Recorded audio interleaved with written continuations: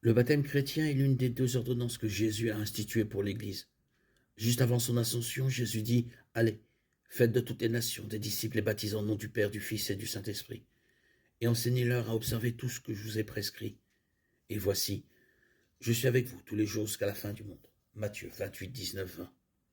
Ces instructions précisent que l'Église a la responsabilité d'enseigner la parole de Jésus, de faire des disciples et de baptiser ses disciples. Ces choses doivent être faites partout, dans toutes les nations, jusqu'à la fin du monde. Ainsi, ne serait-ce que pour cette raison, le baptême a de l'importance, parce que Jésus l'a ordonné. Le baptême était pratiqué avant la fondation de l'Église. Les Juifs de l'Antiquité baptisaient les prosélytes pour signifier la nature purifiée des convertis.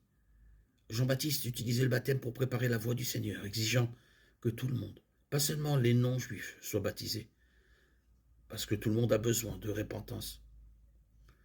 Cependant, le baptême de Jean signifiant la repentance n'est pas le même que le baptême chrétien, comme on le voit dans le baptême qui doit être fait au nom du Père, du Fils et de l'Esprit. C'est ce qui en fait un baptême chrétien. C'est par cette ordonnance qu'une personne est admise dans la communion de l'Église. Lorsque nous sommes sauvés, nous sommes baptisés par l'Esprit dans le corps de Christ.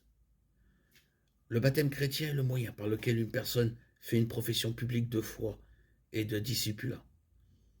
Dans les eaux du baptême, une personne dit sans un mot « Je confesse ma foi en Christ. Jésus a purifié mon âme du péché et j'ai maintenant une vie nouvelle de sanctification. » Très simplement, le baptême est un témoignage extérieur du changement intérieur dans la vie d'un croyant. Le baptême chrétien est un acte d'obéissance au Seigneur après le salut.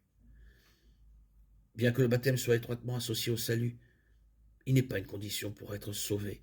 Acte 18, 24, 26. Acte 19, 1, 7.